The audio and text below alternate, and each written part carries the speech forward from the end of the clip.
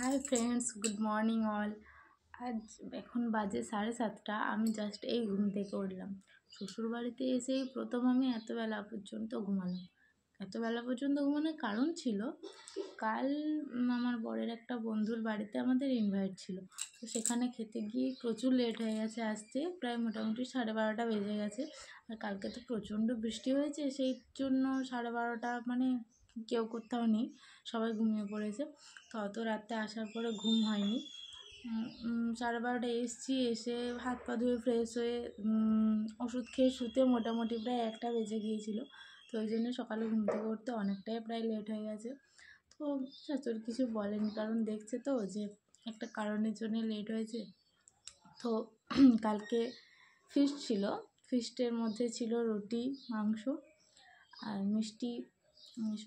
খাওয়া দাওয়ার থেকে বেশি হয়েছে মজা তো খুবই হয়েছে।